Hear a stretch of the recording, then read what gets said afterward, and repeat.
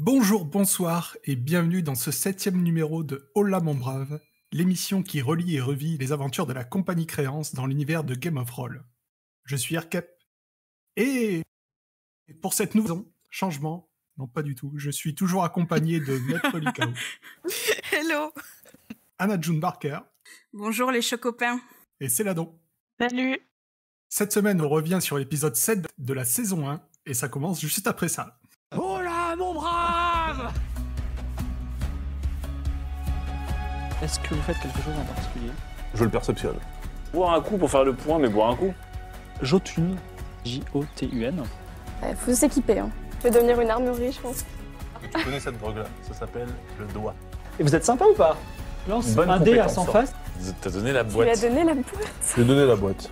Merde. Ne trouvez-vous pas que le destin est ironique parfois? On le jette dans la On rivière. lui coupe la langue et on le jette dans la rivière. J'invoque les flammes. 92. Gourmandise travaille aujourd'hui? J'ai quelque chose à vous dire de très important, c'est que vous m'avez manqué. Quand est-ce qu'on boit?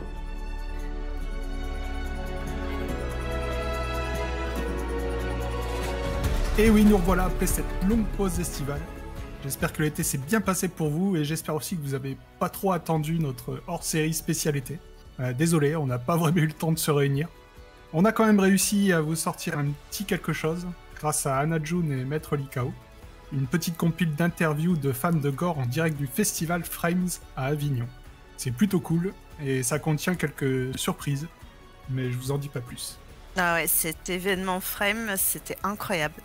On a eu la chance de vivre en live un Game of Roll exceptionnel. Et en plus, Tini Nounours et moi, nous avions prétesté le scénario cet été au Tisseur de Rêves avec Fibre Tigre en me-jeu. Achievement débloqué. Et tout ça, c'est que du bonheur. Donc j'ajouterai un énorme cœur à toutes les personnes de la communauté qui ont partagé ça IRL et URL. Franchement, on le dira jamais assez. Les Gaufrelos, vous êtes des choupinets d'amour. Et aussi un grand merci à toute l'équipe de Gore qui a pris le temps de nous parler à la fin de l'émission, avec toujours autant de simplicité, de gentillesse. C'était vraiment très chouette. Et puis un grand merci à Fibre en tête. On n'a pas trop voulu l'accaparer, mais sans lui, rien ne serait possible. Et puis un grand merci à toi, Anna June, d'avoir mené toutes ces petites perles d'interview. En tout cas, nous voilà repartis pour une nouvelle saison de Hola mon brave, et on commence avec l'épisode 7 de la saison 1, Aventure financière et meurtrière à Alta Bianca, d'une durée de 2h55. Alors, Anna June, qu'as-tu pensé de cet épisode? Oh là là là là. Que dire? Franchement, c'est hyper difficile. Ça fait 3 jours que je me torture l'esprit pour essayer de donner mon avis, mais franchement, les gars, par où commencer? Enfin, en fait, les épisodes 7 et 8, je ne sais pas comment parler de ces chefs-d'œuvre. Voilà, c'est aussi simple que ça. Je sais pas comment mettre des mots, en fait, sur ce nectar audiovisuel qui est l'arc Alta Bianca de Gore. Alors oui, c'est vrai que l'épisode 8, dont on parlera la prochaine fois, c'est à mes yeux le Saint Graal absolu, mais cet épisode 7, il démérite pas. Enfin, je ne suis plus que onomatopée superlatif. Enfin, je suis qu'amour en fait pour cet épisode. J'aurais beaucoup de choses à dire pendant le résumé. Du coup, je m'arrête là. Je ne dirai que ça pour l'instant. Mais j'adore Alta Bianca. Et toi, Maître Likao? Ah oui, Alta Bianca, c'est aussi mon arc scénaristique préféré. Tu as trouvé les bons mots, Anna June. L'épisode 8, c'est le Saint Graal, effectivement. Et là, dans cet épisode 7, on a toutes les quêtes qui se rejoignent, le lore qui s'enrichit. On va rencontrer des PNJ incroyablement bien écrits. On va suivre l'une des meilleures enquêtes que c'est si bien imaginé écrire Fibre. Et pourtant, dans cet épisode, rien ne va. Quoi? La fangirl critique un épisode? Bah si t'aimes pas, regarde pas, Maître Likao. Bah justement, c'est parce que j'aime Gore que j'essaye d'être honnête.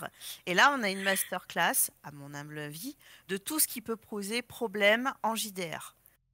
6 semaines que la table n'a pas pu se réunir à cause de divers imprévus, le 3 2018, les Hellfest, j'en passe et des meilleurs, eh bien c'est normal, c'est la vraie vie. Et donc nous avons des joueuses fatiguées par le boulot qui commencent à oublier totalement les tenants et les aboutissants de la campagne et puis qui du coup agissent full chaotique mauvais, se dispersent, touillent les PJ et donc le MJ, s'interrompent, s'influencent et sont de mauvaise foi. Bref, un grand classique de chaos sur une table IRL à ce moment d'une campagne qui, elle, commence tout doucement à s'installer. Cependant, comme dirait un grand directeur d'un grand établissement bien connu, cependant, oui, cet épisode, c'est aussi une masterclass de tout ce qu'il faut faire suite avec ce genre de petits problèmes. Et pour cela, un grand bravo à la table de Game of Roll et à Fibre en particulier. Ok, merci. Du coup, Céladon, avant d'écouter ton avis, on va écouter ta prédiction d'il y a 2 mois maintenant. Nous remettre un peu en mémoire, parce que je m'en souvenais pas. Donc c'est parti. Alors, Alta Bianca, je pense que ça va être très intéressant à suivre. Je pense que sous les conseils de Bonne Fortune, ils vont ruiner la cave de vin, donc entre guillemets cave, parce que je crois que c'est pas vraiment une cave, mais plus un espèce de gros tonneau, il me semble. Ils vont peut-être assister au mariage, s'ils parviennent à s'introduire, parce que, alors ça c'est un truc, je sais pas si c'est faisable, mais j'aime énormément les scènes de fête proposées par Fibre Tigre. Par contre, lorsqu'ils viendront récupérer Bonne Fortune à 3h du matin, ça m'étonnerait pas qu'ils le laissent en plan en voyant qu'il n'est pas seul. Et là aussi, je suis très curieuse de savoir comment ça va se passer. Peut-être il y a moyen que Scalroon soit, le remplaçant de Scalroon, il soit pire. Mais franchement pire. Et que y ait un peu des fessées qui vont peut-être se prendre une paire de claques. Enfin bon, voilà. Bon, alors pour l'instant, ils sont pas encore allés au mariage. On sait pas ce qu'ils vont faire avec Bonne Maman. Hein. Et, on verra peut-être dans l'épisode 8. Et qu'est-ce que tu as pensé de celui-là, du coup ?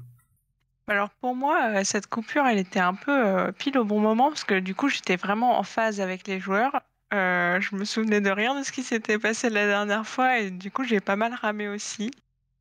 Par contre, ouais, j'étais vraiment curieuse la dernière fois de savoir comment ça allait se passer, parce que du coup, dans un monde parallèle, je crois que c'est à ce moment-là que Seiden apparaît. Donc, c'est mon personnage que j'ai joué avec la table virtuelle, avec vous.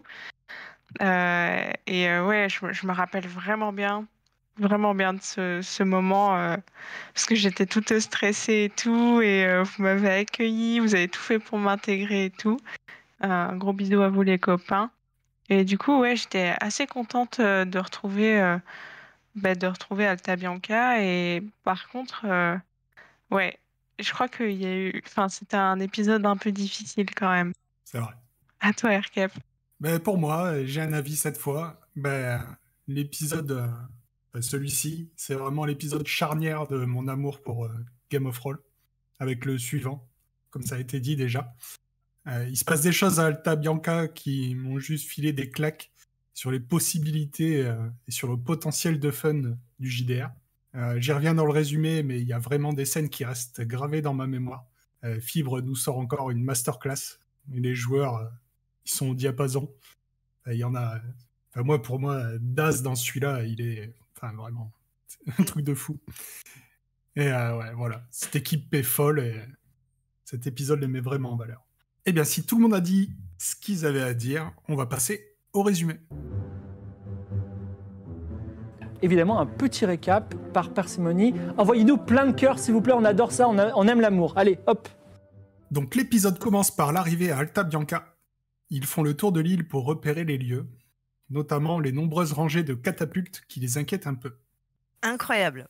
Pour le coup, GG à eux d'avoir focus sur un détail qui va leur éviter un total party kill, TPK, dans le jargon du JDR. C'est-à-dire qu'ils auraient pu clairement couler à pic et tous mourir. Du coup, quand ils approchent du port, ils sont accueillis par une chaloupe qui vient leur demander la taxe.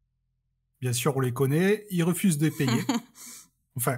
Ils refusent de payer la taxe marchande qui pourrait les faire décharger leurs marchandises. Parce que de toute façon, ils expliquent qu'ils ont que du vin et qu'ils savent très bien que le mariage étant prévu, les caves sont déjà pleines. Et là, le chaos commence.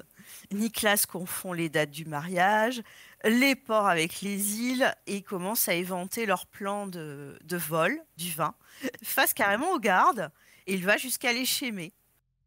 Heureusement, Ketra rattrape tout ça avec un bon RP, et Fibre joue ça en MJ très bienveillant. D'ailleurs, il leur a donné un récapitulatif de toutes les quêtes au début de l'émission. Accessoirement, ils refusent aussi de mettre un garde sur leur bateau. Et Ketra parle au lézard pour que celui-ci le protège. S'ensuit une séance de négociation un peu interminable pour prendre la barque de Niwan, donc le mec qui les a accueillis, avec tous les objets de quête secondaire qu'ils ont ramassés à Naporia.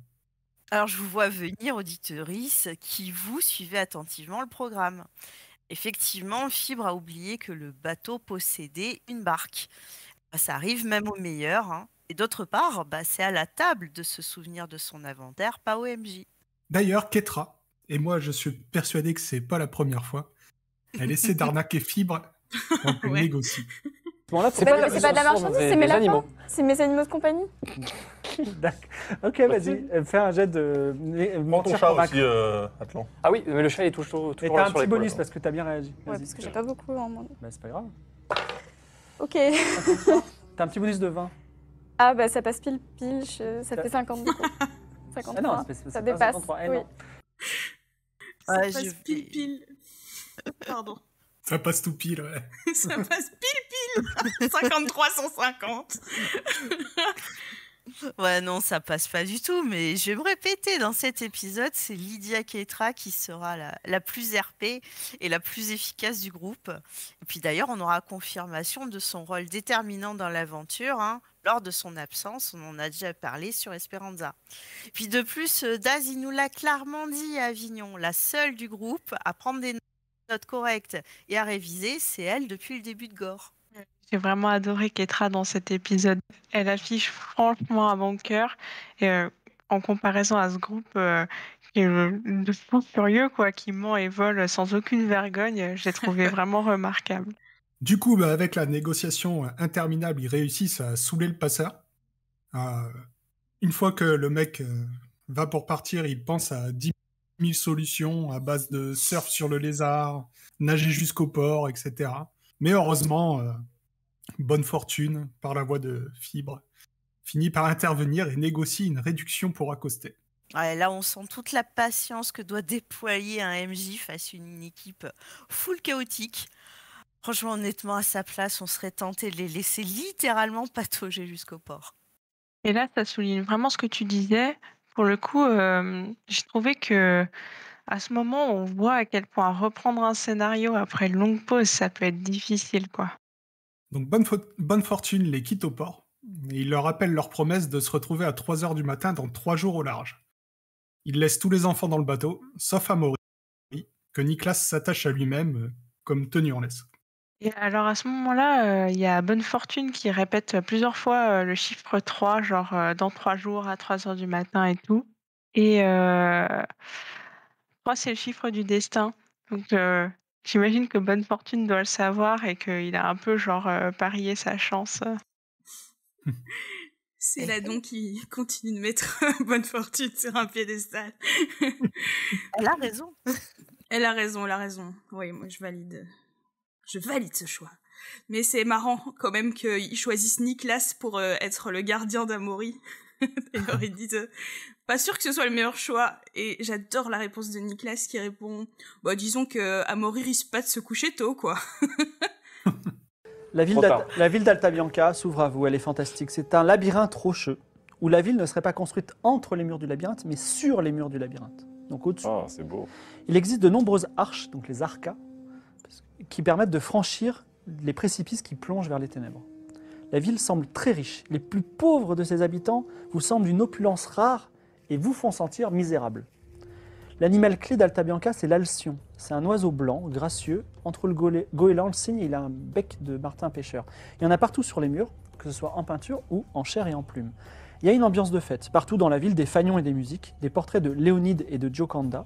Le mariage a lieu demain soir, mais la fête est déjà présente.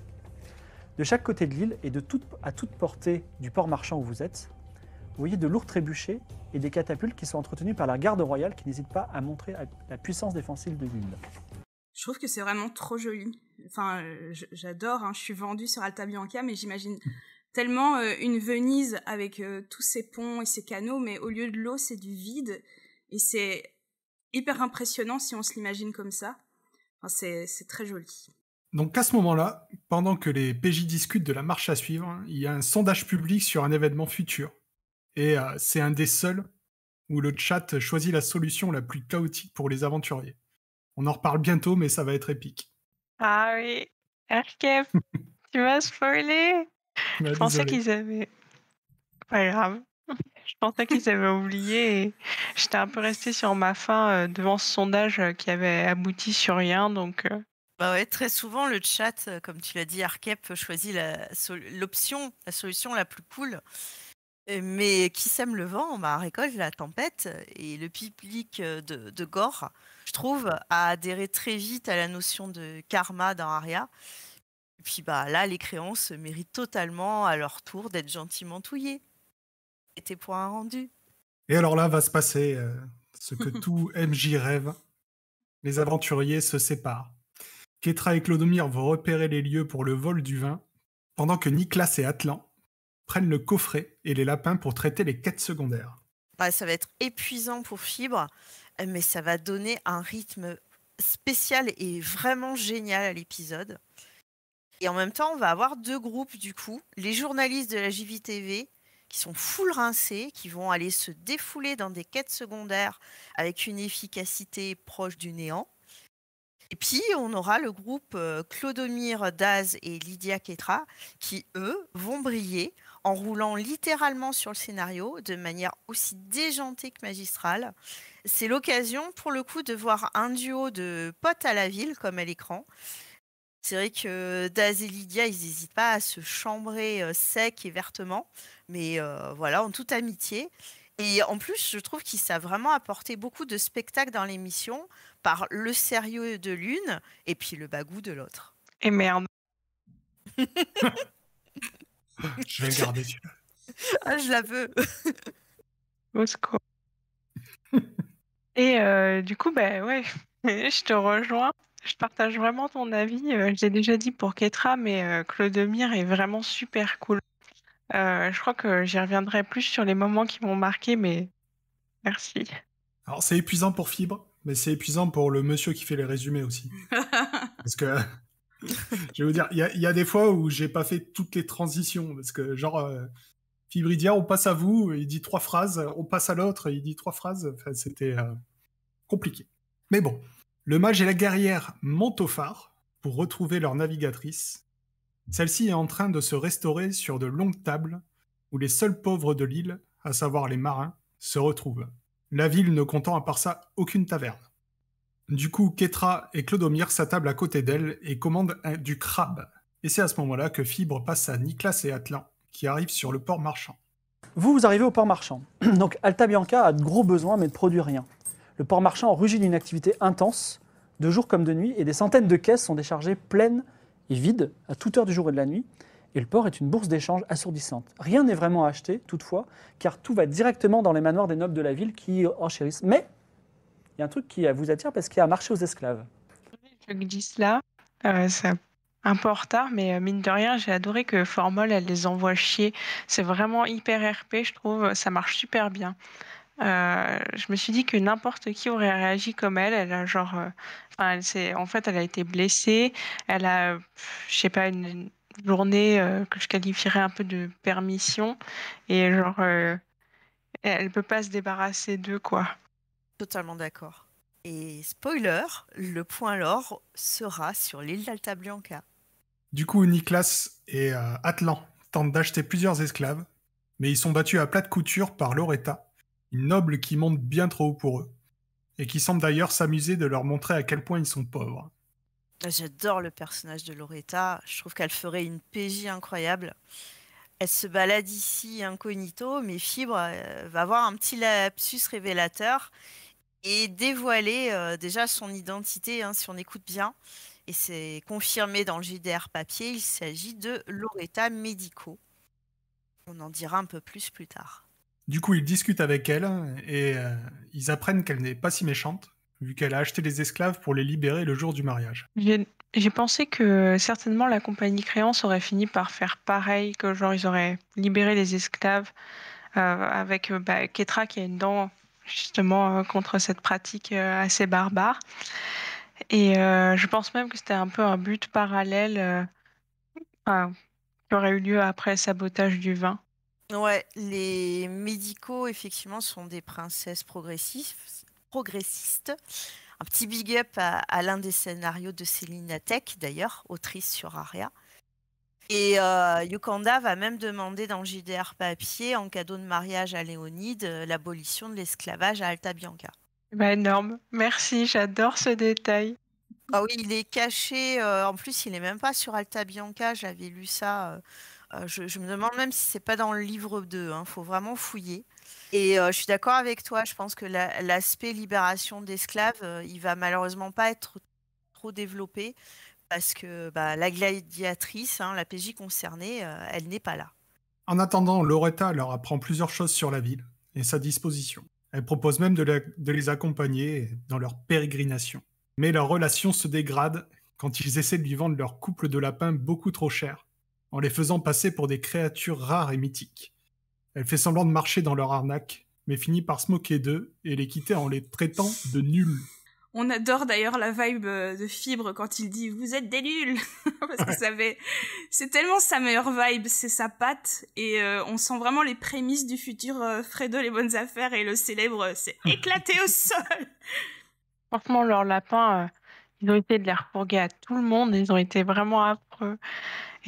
Après, je pense qu'ils ont peut-être dépensé pas mal de sous en arrivant, et je sais pas, leur avidité, elle vient peut-être de là, mais il y a un moment où, j'avoue, leurs lapins, j'avais envie qu'ils les mangent, quoi.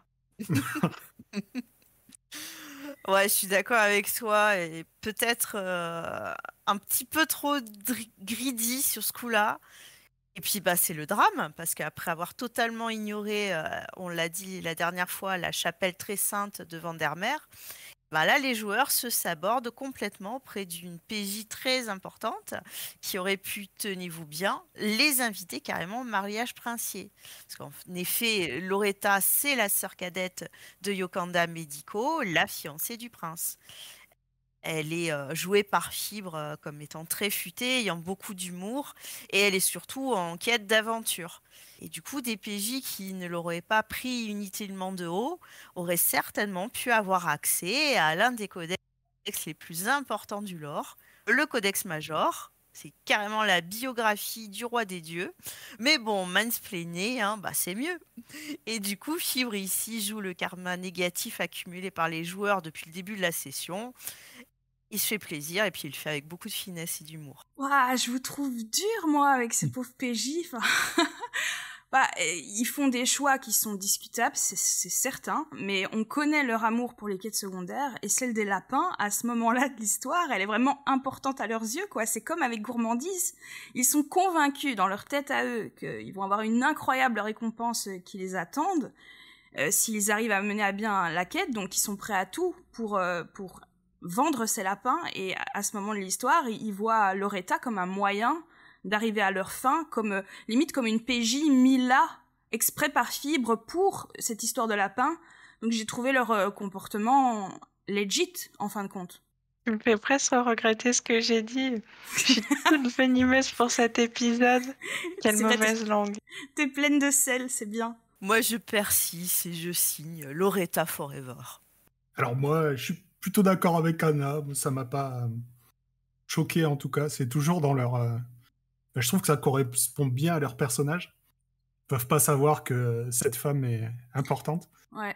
Et puis je trouve que tu dis qu'ils la prennent de haut, mais elle aussi, quoi. Je veux dire, elle leur parle un peu comme si c'était des merdes. Donc bon, ça m'a pas trop choqué.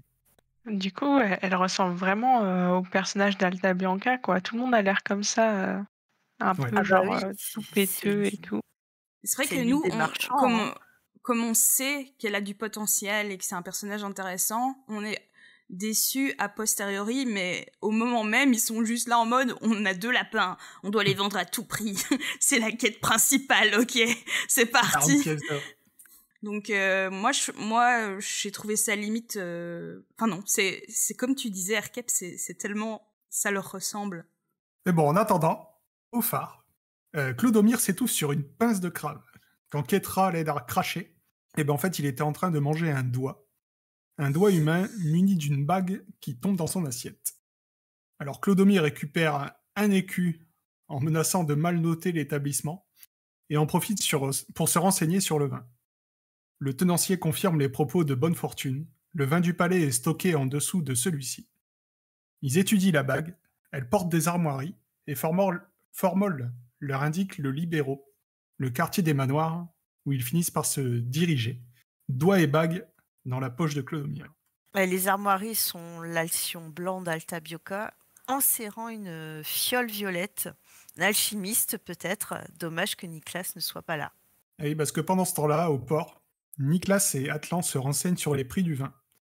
Il vaut pas grand-chose sur l'île. Même j'ai l'impression même s'il n'y avait pas le mariage, d'après ce que j'ai compris, il vaut moins que ce qu'on leur avait promis. Sauf besoin impérieux, car les caves des nobles sont toujours bien remplies. Ils tentent encore de fourguer leurs lapins, mais ils sont tellement gourmands que ce ne sera pas encore pour cette fois. Ouais, moi, ce passage, vraiment, il m'a grave saoulé. Atlan, je trouve qu'il passe vraiment pour un gros forceur et Nicolas, il est toujours à côté de la plaque dans cette histoire. Et Fibre, il garde encore toute sa patience et finalement, il va décider de donner des récompenses, du lore, de l'argent, bref, à avancer les quêtes des 2 autres pour valoriser un petit peu leur bon jeu et je trouve que c'est bien joué de sa part. Et on continue à être pas du tout sur la même longueur d'onde. C'est marrant parce que dans mes notes, j'ai noté l'exact inverse. Parce que j'ai trouvé Fibre fort fermé justement dans la négociation. En général, même s'il propose des montants ahurissants, il y a quand même une petite place pour la négoce avec un jet de dés. Et ici, il y en a même pas un critique qui est proposé. Alors que franchement, je trouve que leur point de vue de dire que les lapins, c'est un animal unique au monde qui pourrait leur servir pour flex, je trouve que ça se tient et ça aurait mérité ne fût-ce qu'une négociation plus ouverte. Ouais, non, moi je comprends, mais tu sais ce que je pense du jet de dés Monopoly. Et en plus, pour le coup, il persiste à être complètement hors tarif face aux meilleurs commerçants du monde. Avec une demande franchement plus raisonnable, je suis sûre qu'ils auraient pu faire une plus-value, même sans jeter de dés. Oui, mais c'est des lapins quand même. Ils sont 2. Et donc ils peuvent se reproduire énormément. Oups. C'est un investissement pour l'avenir. De leur côté, Kétra et Clodomir se dirigent vers le Libéraux et ils passent par l'Accesso, le quartier populaire. Vous remarquez que j'essaye de dire les noms et tout, mais c'est stylé. Je pense que quelqu'un avec un accent italien le ferait mieux que moi. Mais... Non, franchement, bien ouais, je valide. Merci. C'est chouette parce que lorsque Fibre il décrit le quartier, il va parler, tu sais, du linge qui sèche entre les fenêtres et c'est vraiment typique des quartiers populaires vénitiens parce que je sais pas si, en fait, je crois pas que je l'ai dit dans le podcast, mais je suis vénitienne-ish, je viens de pas loin. Et si tu t'éloignes légèrement des rues touristiques qui sont quand même conséquentes, les rues sont vraiment hyper étroites à Venise. Et il y a des fils qui sont tendus entre 2 fenêtres qui se font face. Et tu peux tomber sur une ribambelle de culottes colorées qui se balancent au vent. C'est hyper charmant. Enfin charmant ou chelou parfois parce que les rues dans Venise ne sont pas toujours ultra propres. Donc il y a aussi des rats. Mais bon, ça c'est pour une autre histoire.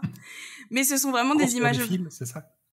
Mais oui, ouais, vraiment, c'est Ratatouille, mais à Venise. Mais en tout cas, voilà, cette image des vêtements qui se balancent sur les fenêtres, c'est vraiment des images marquantes de mon enfance.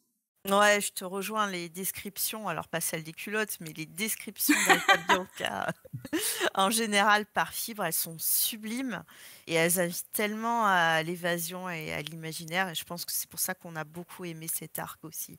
Le lieu est sublime. En tout cas, dans le quartier populaire, ils sont intrigués par une roulotte aux couleurs de l'Osmanli. Rouge, bleu et jaune.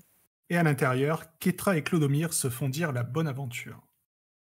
Elle te regarde intensément dans les yeux, elle dit « Je vois que vous cherchez une femme qui vous est chère.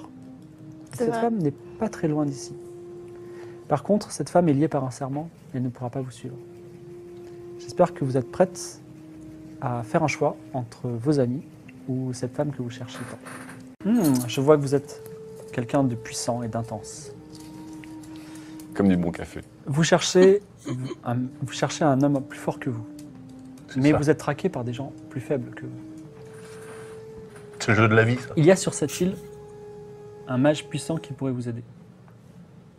Mais je ne sais pas où il est. À vous de le trouver.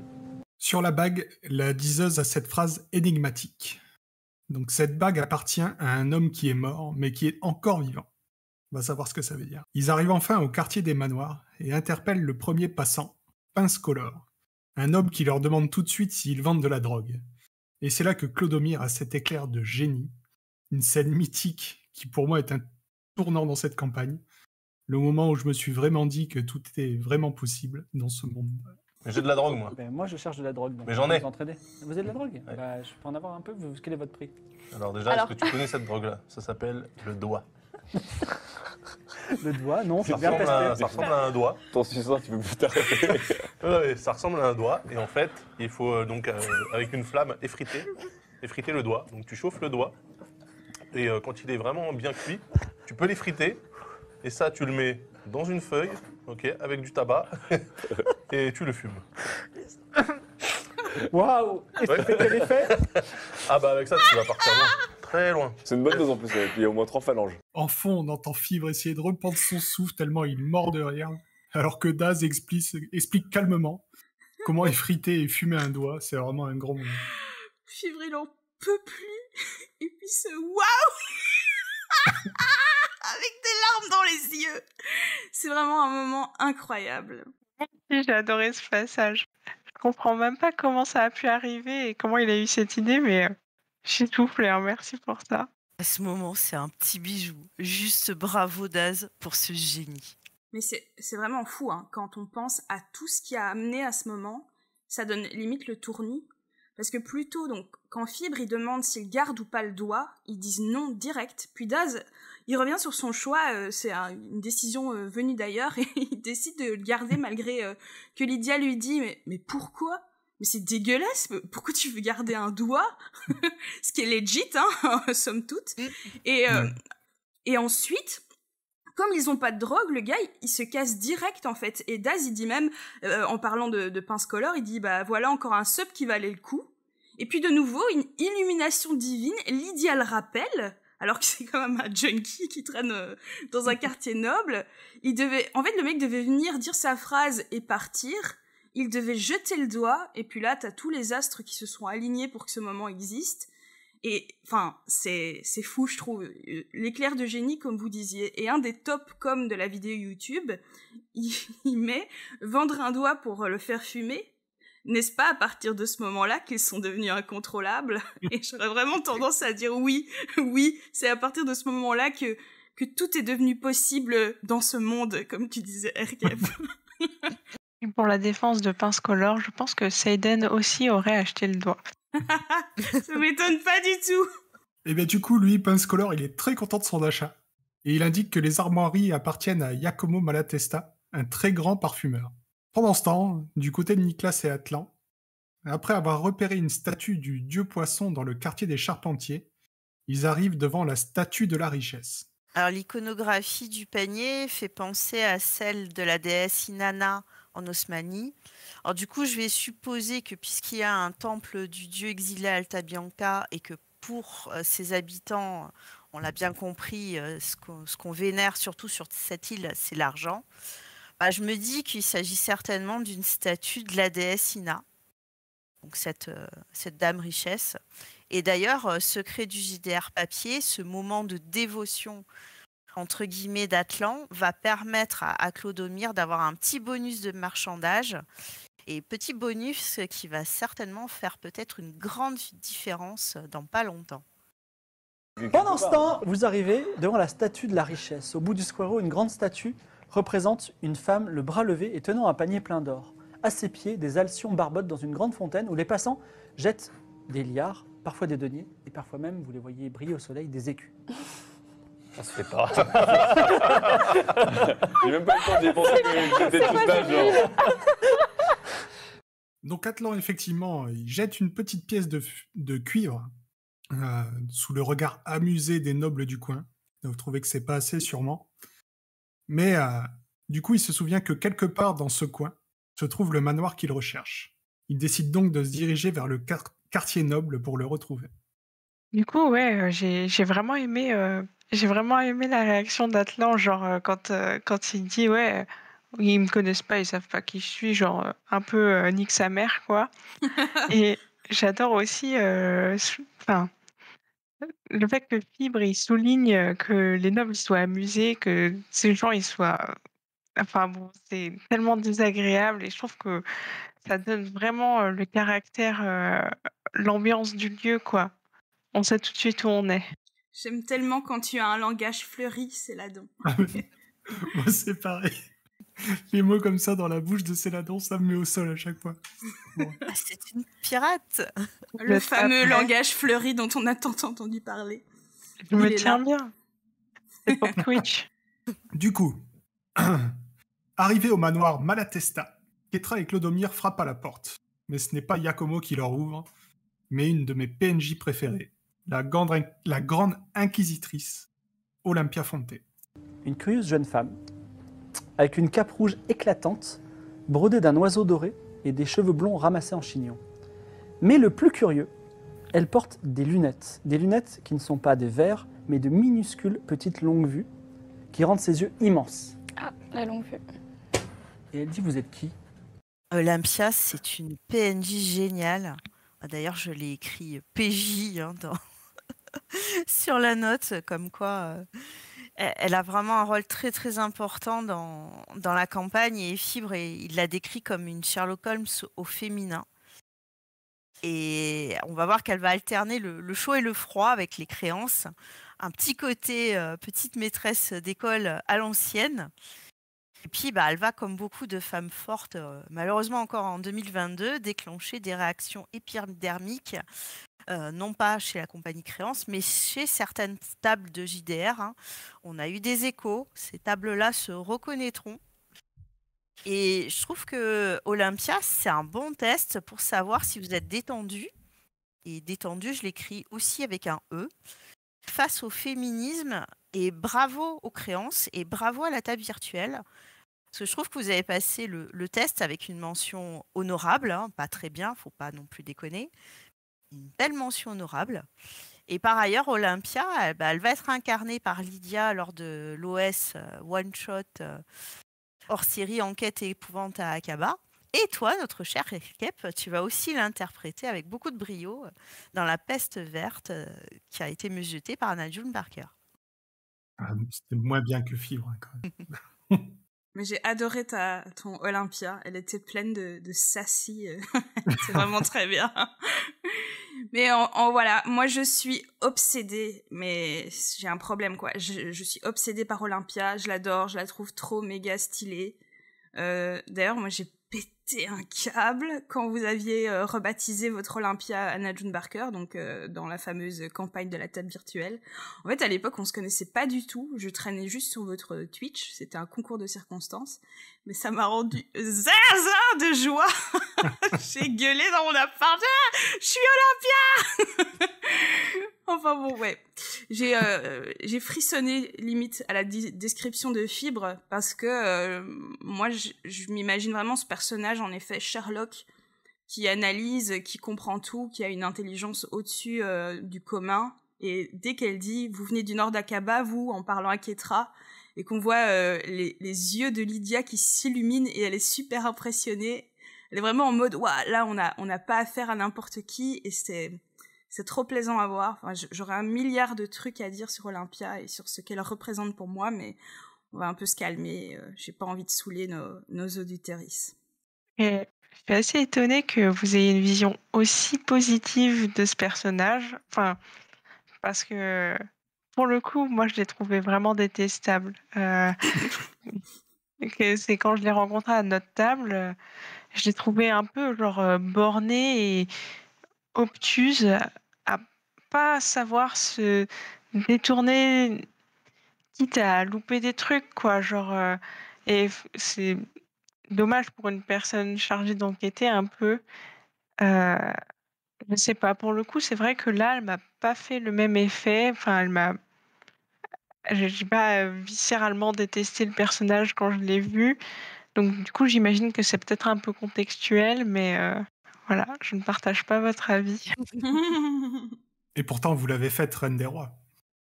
Yes. Pas moi. À moi. Ça sortait du cœur.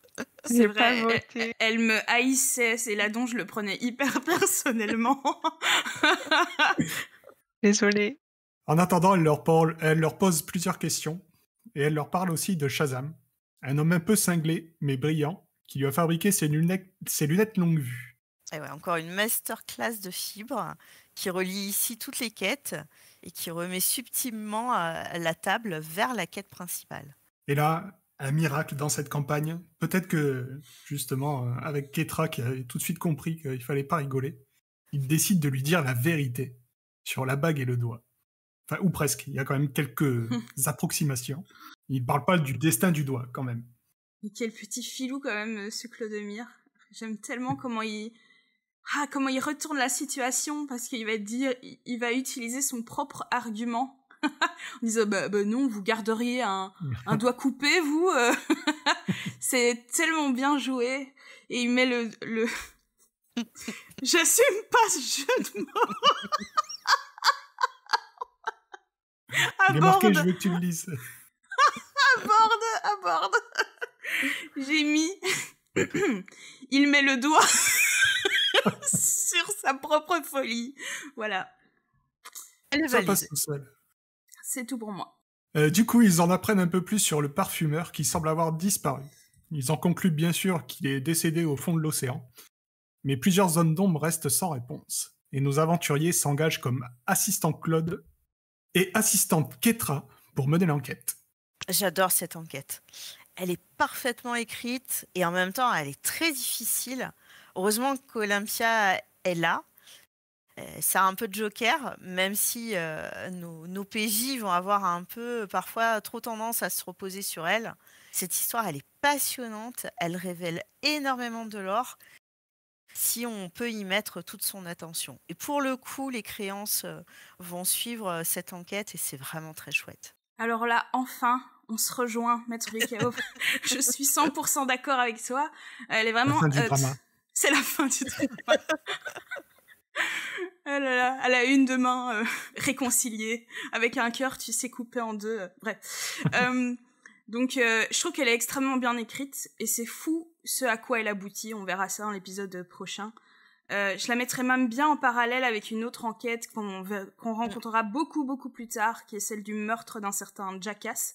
Donc t'as une enquête avec un meurtre qui va permettre de mettre en lumière des points de lore hyper importants de manière un peu plus cool, quoi. Et franchement, si un jour je me lance dans l'écriture de jeux de rôle, je pense vraiment que je piquerai ce gimmick à fibre tigre parce que je le trouve excellent. Bah pour le coup, vraiment hype de découvrir ce que tu vas nous écrire. Suivant les pas de leurs amis, là ça se voit que je l'ai écrit ça quand je le dis. Nicolas et Atlan passent par la roulotte haussmannienne. Oh, je vois que vous êtes revenus enfin, après un long voyage, chez vous. Je vois que votre sang a un pouvoir qui va influer sur la destinée de tous les royaumes. Et que vous êtes un homme très puissant. Est-ce que vous avez une question pour moi? Vous aimez la drogue? Je suis pas contre. Cherchez le temple du dieu exilé à Alta Bianca, je crois que vous trouverez des choses intéressantes. On a une question? Ah, une petite question. Oui. Où trouver de la bonne drogue? Peut-être vous devriez aller au temple du dieu exilé à Alta Bianca. Oui, Cool. elle vient de te le dire. Tout me mène incroyable. Écoutez, je trinque avec vous, Dame Aénéa. Merci.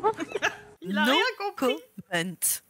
Ils finissent par arriver au quartier des nobles et tombent tout de suite sur l'homme en train de fumer un doigt. Ils tentent encore de vendre leur lapin en expliquant que ces crottes sont une drogue dure et renouvelable. Mais bon, le pauvre, il a plus d'argent. Et il ne connaît pas non plus de famille. Alors, c'est vrai que ça cabotine un peu, ils en font un peu des tonnes, mais j'aime beaucoup cette petite scène méta, tu sais, où il joue la surprise de voir un mec occupé de fumer un doigt. mais que faites-vous donc Dis donc. Et puis t'as, le RP de Fibre. Moi, je prends de la drogue parce que je suis un délinquant. J'adore. Ouais, j'ai beaucoup aimé ce moment. Et on repasse aux autres, quand je vous disais que c'était un calvaire.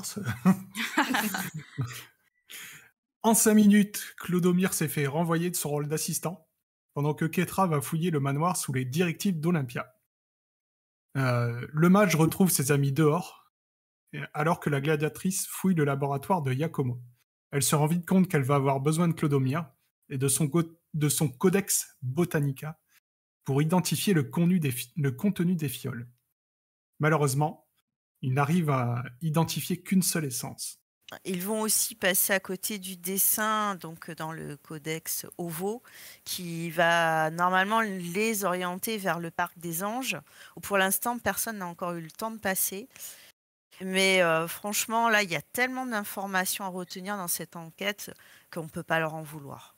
Après avoir rencontré et accessoirement essayé de draguer l'inquisitrice, on en reparlera peut-être plus tard, Niklas part récupérer le doigt en le volant à pince color.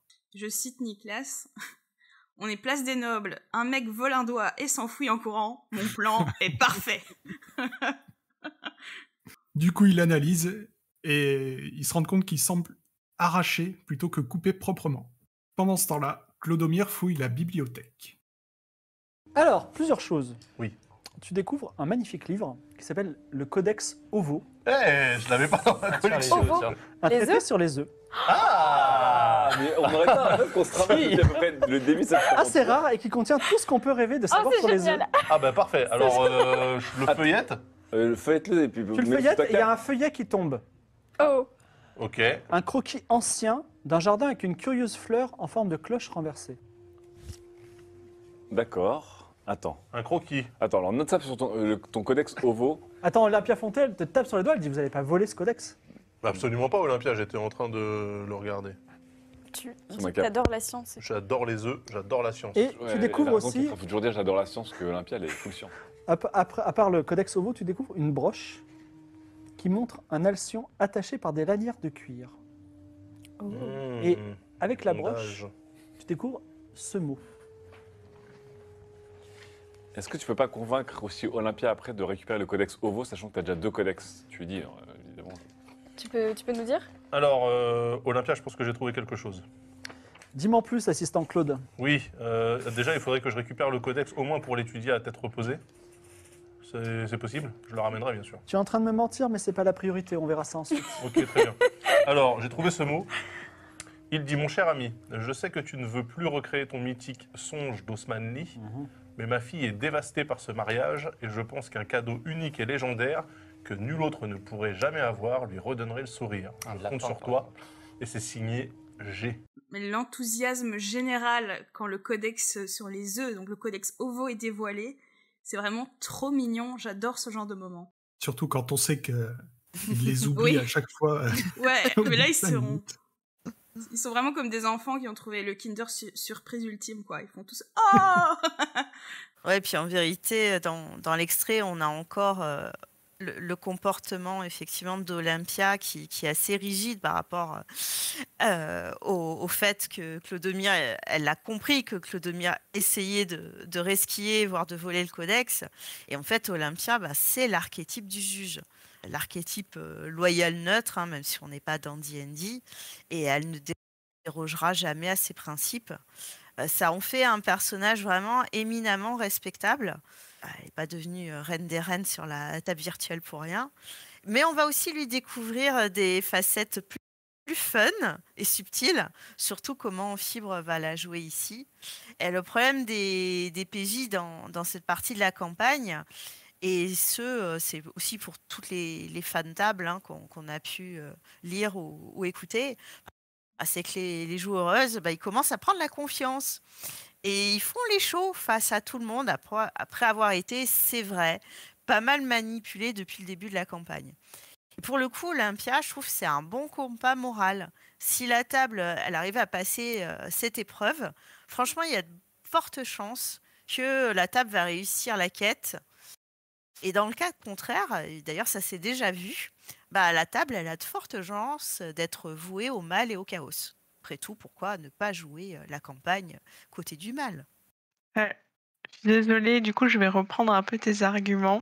C'est un peu pour ces raisons-là que j'ai pas aimé ce personnage, parce que elle est censée représenter le juge et parce qu'elle impose ses principes et c'est pas juste d'imposer des règles à des gens pour qui ces lois, elles ont pas forcément de sens, quoi.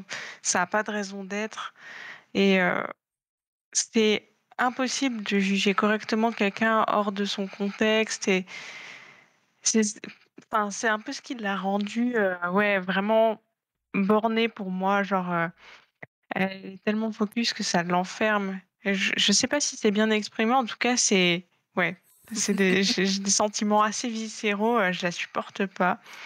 Alors, si je peux me permettre d'ajouter un petit truc, c'est qu'effectivement, là, dans cette campagne-là, on la voit, genre, elle tolère, elle sait très bien qu'ils vont faire des conneries et oui, juste elle dit rien. Je pense que je pense à un certain procès et ce genre de choses. En vrai, je comprends complètement ton point de vue, Céladon, parce que en partie de jeu de rôle, quand on est confronté comme ça à un personnage qui va, disons-le, nous casser les couilles, quoi, va venir un peu être la rabat-joie de service, aller mettre le nez dans le caca, de dire au PJ, voilà, vous faites des trucs qui sont illégaux, on préfère ne pas rencontré ce genre de personnage. On préfère jouer le jeu et pas trop réfléchir à nos actions. Mais en vrai, Olympia, j'ai l'impression que c'est un petit peu le personnage de la vie réelle, de notre monde à nous, si on le mettait dans les situations que vivent les PJ. C'est-à-dire que si tu vois, par exemple, un mec qui a un gamin en laisse, un pauvre gamin qui est occupé de supplier qu'il a envie de dormir, à nos yeux, ce serait pas rabat-joie de dire mais wesh, qu'est-ce que vous faites avec cet enfant, ça va pas du tout. Mais en partie, c'est un peu chiant parce que t'as pas envie de gérer le problème de Amaury à ce moment-là. Mais en vrai, Olympia, c'est la meuf la plus stable mentalement de cet univers, quoi. Complètement. Du coup, après toutes ces découvertes, les suppositions vont bon train. Olympia continue de poser des questions aux aventuriers et leur apprend l'emplacement du manoir Santa Sofia, qui doit être celui qu'Atlan recherche. Par contre, elle leur dit aussi que celui-ci est réputé maudit et hanté. Dans le laboratoire, Niklas identifie la Vitania, une plante qui permet d'éviter la mort de justesse. Il tente aussi d'identifier les substances dans les fioles, ce qui est facile pour un alchimiste de son rang, sauf la 5e, qui réveille son sens du danger, à la Spider-Man, et la 6e qu'il ne connaît pas. Il tente de faire sniffer la fiole dangereuse à Amaury, mais est arrêté par Olympia. Et c'était très dangereux que Olympia croise Amaury, je pense.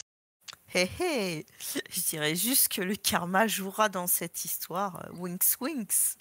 Alors, je vais faire un petit mea culpa parce que je suis un peu occupée de changer mon fusil d'épaule en ce qui concerne ce pauvre Amaury. Parce qu'ils sont vraiment infâmes avec lui, j'avais complètement oublié à quel point... je sais... Je sais que RKEP essaye de créer une sorte de rumeur comme quoi j'aimerais la maltraitance infantile ou je sais pas quoi. Mais je comprends mieux maintenant pourquoi il se comportera comme il le fera plus tard dans la campagne. Et voilà. Donc je note quand même la répartie mémorable de Niklas qui... Vous êtes un peu dur parfois avec Niklas dans cet épisode, mais je trouve qu'il était en forme. Parce qu'à un moment, il fout une baffe à Amaury.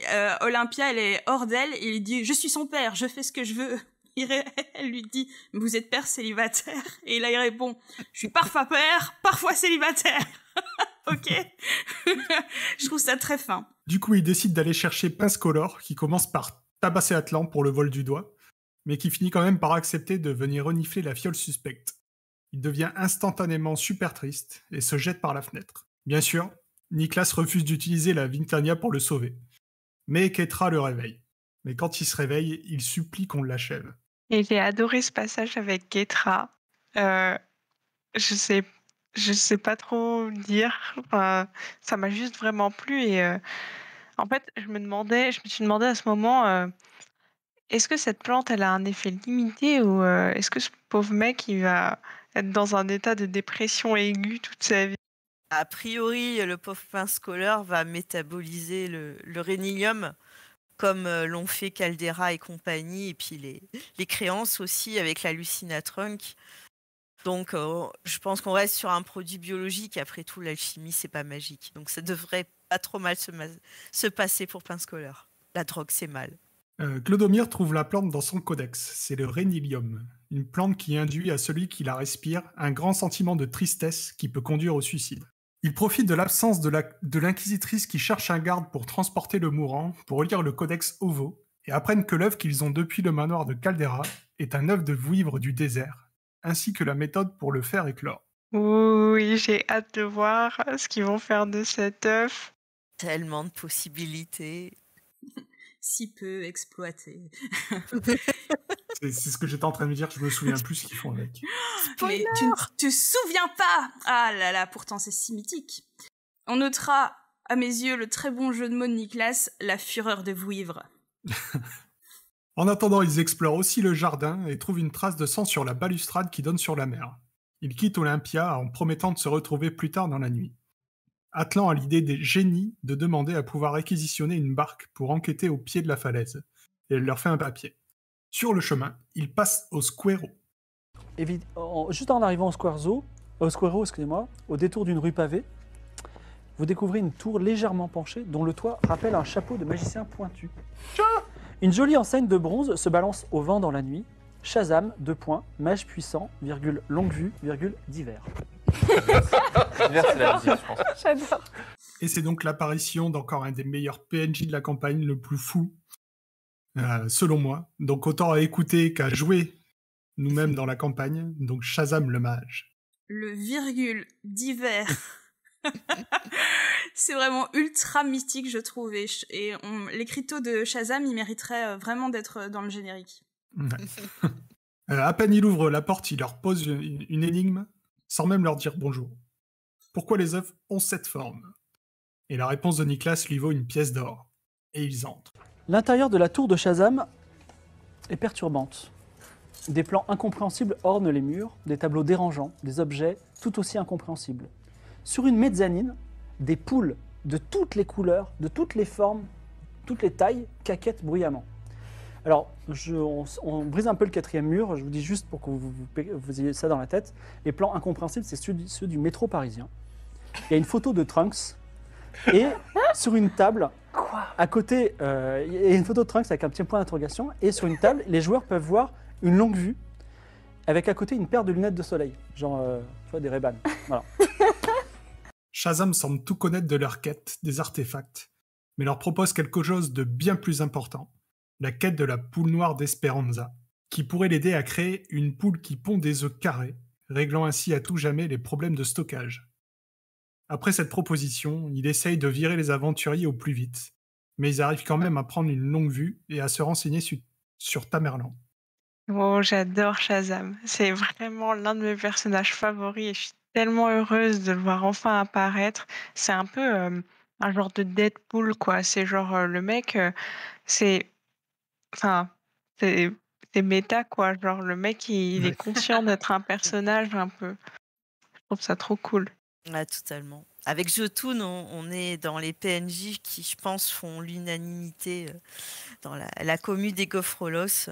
Et puis, mine de rien, Shazam annonce ici textuellement la quête principale de toute la campagne, à savoir retrouver et réunir la couronne, le sceptre et l'orbe, pour enfin couronner l'empereur légitime qui réunira tous les royaumes et mettre fin aux différentes guerres autour de la mer de la morsure.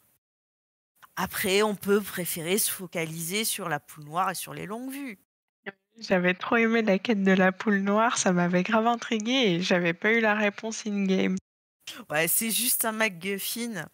Pour le coup, elle permet d'orienter les PJ vers Esperanza, parce qu'effectivement, pour le moment, tout les mène à Akaba. On est d'accord que le RP Shazam, je mets des guillemets, c'est vraiment un des trucs qui ont permis de mettre tout le monde d'accord sur Fibre Tigre en tant qu'AMJ. Enfin, je pense. Ouais. Grave. Et quand il est là, oh, vous essayez de sauver le monde? Ouais, pas mal, mais moi je cherche une poule, je sais pas si ça vous intéresse, je vais révolutionner. C'est incroyable. Vous, ce que vous voulez, c'est les points d'expérience, c'est ça? Le level up. Oui. Il dit texto, il dit si vous me ramenez cette poule, vous allez level up un max. Grave. Donc Ketra se met en contact avec la guilde des voleurs qui lui fournit des voiles noirs pour leur permettre d'être invisibles dans la nuit et accéder plus facilement aux caves du palais par l'extérieur. Alors on est d'accord que depuis le début de cet épisode, ils sont ultra efficaces quand il s'agit de la quête du vin. Donc Oui. comme le dit à un moment Fibre, money. Et là alors ils deviennent hyper organisés. Tu disais ouais, Clodemir il pense à prendre la barque et tout. Et puis d'habitude ils sont hyper lents là pour parler des plans. Là il fait toi tu fais ça, toi tu vas là, moi je prends ça, tac tac tac. Et en 2-3 minutes ils sont prêts pour la bataille. C'est impressive. Ouais. Bizarrement, quand il s'agit de gagner de l'argent, tout le monde est efficace. Bah, du coup, le casse commence, et le plan, bah, comme tu le dis, se déroule sans accroc. Ils passent les catapultes sans être repérés, ils arrivent face aux caves du palais. Ketra est envoyé pour escalader la falaise, et après quelques péripéties, arrive au niveau du sol de la cave. Alors, c'est assez tristoun lorsqu'on sait ce qui suit, parce que au début, ils sont vraiment trop mimi. Ils sont ultra impressionnés par les jets de Lydia, qui sont d'ailleurs impressionnants. Elle fait une très belle partie. La gamification de l'escalade est super intéressante et se passe très bien, et Lydia gère ça très bien. Et ils l'encouragent en mode RP à fond. Ils sont là, go Ketra, t'es une guerrière et tout, tu peux le faire. Avec leurs mains là, de part et d'autre de leur bouche, ils sont à fond dedans. Enfin, ils sont chouches. Il y a même, je crois que l'âme à un moment, il lui dit, allez, laissez-la se concentrer et tout. Et puis, dès qu'elle arrive au sommet, ça dérape. Et en effet, parce qu'il s'ensuit une séquence qui marquera Lydia pour longtemps. Parce que sous la pression de ses coéquipiers, alors qu'elle voulait utiliser sa reine de cœur pour manipuler les gardes, elle finit par les tuer. 44. Salut, Et Willow Willow. tombe aussi et s'empale également sur les rochers. 2 gardes de moins. On peut récupérer des trucs. Le sur les meurtre corps paye. Mais oui, mais en plus, mais franchement, vous m'avez influencé, c'est pas bien. Mais t'aurais voulu faire quoi? J'aurais pas dû me laisser influencer alors que vous étiez pas là dans la scène. Alors, vous êtes tué. T'es une guerrière, Mais peu Ketra. importe, on Non, va mais se là, il y a faire, des on va se faire tués. tous retrouver là en plus. Mais non. Par Bref. qui Donc, Ils sont tombés. bref. On sent quand même un réel désaccord dans l'équipe, et ils vont tous finir par regretter ce move, et surtout laisser Ketra mettre des décisions. On a même IA qu'on entend à la régie dire aux autres « mais laissez-la jouer, bordel de merde ». Une intervention qui calme un peu la table, qui continue à lui dicter la marche à suivre. J'ai vraiment de l'empathie pour Lydia à ce moment parce que, en partie, ça arrive de devoir prendre des décisions super rapides, surtout que, genre, je vois bien, enfin, jouer avec Fibre, ça doit mettre, enfin, parce qu'il, lui, il le fait, quoi, genre, il faut faire maintenant, quoi. Et ça sèche un peu sur place, enfin, déjà en temps normal, quoi. Mais vraiment, je pense que c'est difficile de se rendre compte de la pression que ça peut mettre, même s'il se passe rien, au final, on se trouve Oula, pardon. On se trouve investi dans le jeu. Et si en plus ton équipe, elle te met la pression devant un public et tout, ça doit être vraiment super dur à gérer.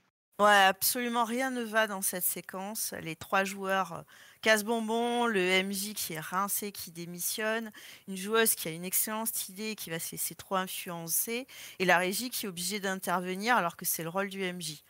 Et pour le coup, franchement, j'ai pas polémiqué parce que au final, il n'y a pas besoin. Tous ces soucis ils seront réglés à la session suivante. Tout ça parce qu'on a une super table avec des personnes matures, bienveillantes, qui vont prendre du recul et puis qui vont tout simplement faire leur introspection. Ouais, comme tu disais, à côté de ça, elle était vraiment goldée, l'idée du roi de cœur, je trouve. Enfin, t'imagines, Ouais. ils auraient eu le mec dans leur poche, c'était top. Mais bon, ils ont bien assez mis en lumière ce moment par la suite, à de nombreuses reprises, pour en faire en fait un teachable moment, comme on dit, et on sait tous maintenant que voilà, c'est pas à faire, pas à refaire, et voilà. Très bon accent anglais, contrairement à certains membres de cette émission. Comme tu balances. Moi, je parle de moi, donc ça va. Donc du coup, Ketra fait couler le vin dans la mer et rejoint ses compagnons pleines de regrets. Mais la mission est remplie.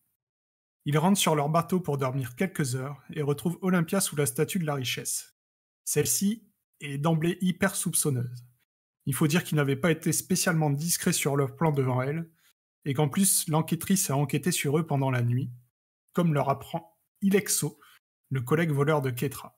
Et en plus, ni que Ketra pue le vin. À noter tout de même que si Keitra regrette de s'être fait influencer par ses coéquipiers, ben pour le coup, elle va assumer totalement son acte et elle ne rejettera jamais son crime sur personne d'autre qu'elle-même. D'ailleurs, on le verra plus tard. Ilexo leur apprend aussi que la broche trouvée chez Giacomo représente le symbole du manoir d'Alfredo de la Puerta, où se déroulent apparemment les orgies de la noblesse d'Alta Bianca. À ce moment-là, tout le monde est choqué, parce que, si on se souvient bien, Atlan s'était présenté au manoir Treherne comme étant Alfredo de la Puerta. C'est le début des soupçons de toute la table sur le fait qu'Atlan en sait plus que ce qu'il veut bien dire. C'est un moment succulent. Succulent. Parce que c'est un peu comme tu le dis, à partir de là, enfin c'est de là que prend racine ce double jeu que va constamment alimenter De Rive sur cette fameuse personnalité secrète d'Atlan qui en fait n'existe pas. C'est que du bullshit et je l'aime d'autant plus pour ça. Enfin, je me rappelle très bien de la première fois que j'ai entendu cet échange. Mon esprit de MJ débutante à l'époque, il a vrillé. Je me suis dit, c'est insane ce qu'on peut faire, ce move de fibre. Alors, depuis, je fais que ça des easter eggs qui se projettent d'une séance à l'autre. Mais ce premier de la Puerta que Fibre a réutilisé, j'étais là, ouah, c'est trop bien, c'est du génie. De retour au bateau, petit avion.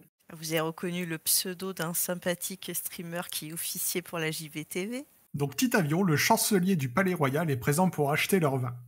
Après d'âpres négociations menées par Daz, oui, je dis bien par Daz, là on n'est plus devant Clodomir, c'est bien le spécialiste Daz, spécialiste de la bicrave en tout genre, qui est présent à ce moment-là.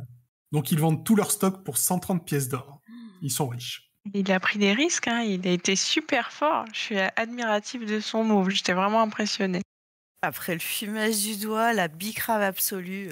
Bref, Daz MVP de la partie. Mais cette négo, cette négo, les gars, c'est vraiment fou. Enfin, je me rappellerai toujours de ce moment aussi où j'ai entendu ça pour la première fois. C'était un moment de JDR pour moi. Ça m'a fait comprendre beaucoup de choses sur les limites aussi de la négociation en termes de commerce, parce que au début on leur dit une pièce d'or c'est un an de boulot d'un paysan, et là le mec il fait tac tac tac, il sait qu'ils ont besoin de ce vin, donc il se permet des libertés folles et c'est tellement bien mené qu'ils sont richissimes à la fin de l'épisode. Ouais. C'est génial. Daz aurait vendu les lapins. Oui, c'est ce que j'allais dire. Et on n'aurait pas trouvé ça casse-couille. Pendant ce temps, les trois autres arrivent au manoir Santa Sofia. Au-delà d'une grille en fer forgé montrant des lions, un jardin sauvage à l'abandon et les ruines noircies d'une grande maison dont il ne reste plus rien. Flashback. Une croix rouge sang, peint ici depuis longtemps, indique que le lieu est maudit et ne doit pas être pénétré. Hey, un mec du maudisme. Il y a une histoire, mais personne ne peut te la raconter. Par contre, tu es profondément attaché à ton passé. Et je t'invite à te recueillir devant ce lieu. Ah ben je me recueillis longuement. Alors qu'est-ce que tu fais en termes de recueillement ? Je m'agenouille devant. Ok. Et je mets mes deux mains sur ma dague. Alors tu te recueilles et flashback, tu te souviens de la nuit du drame. Ah, yes. Tes parents étaient inquiets. On t'a fait descendre avec Slatsko le long de la falaise, de l'autre côté avec une corde. Et alors que tu partais en nuit en chaloupe, tu as vu le manoir brûler. Notons d'ailleurs les lions, symbole de Varna, dans le manoir Santa Sofia.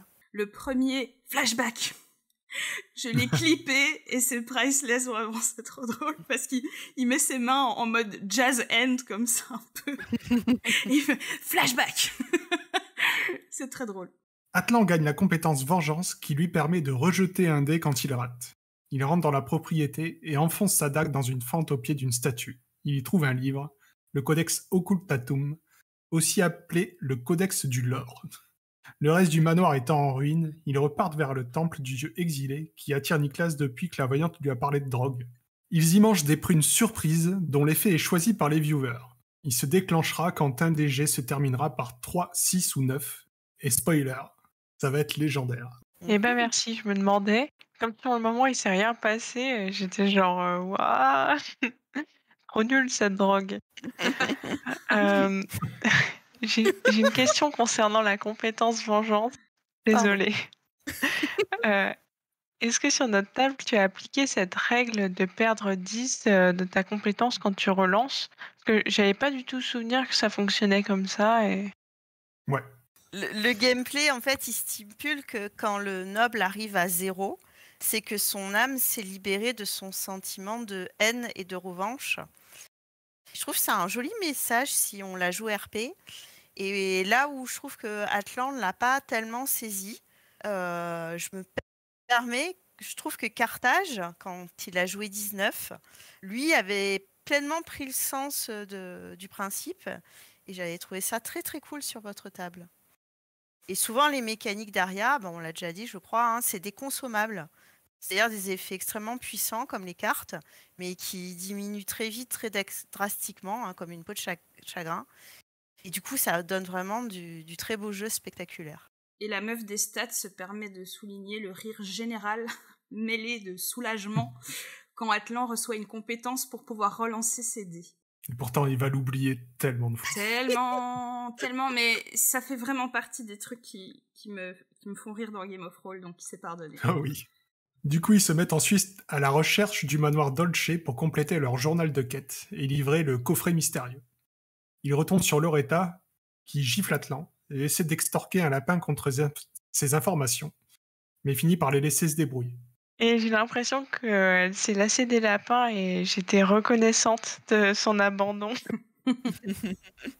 Ouais, là, à un moment, le touillage, ça doit se payer. Et franchement, elle aurait tellement pu les envoyer en tôle.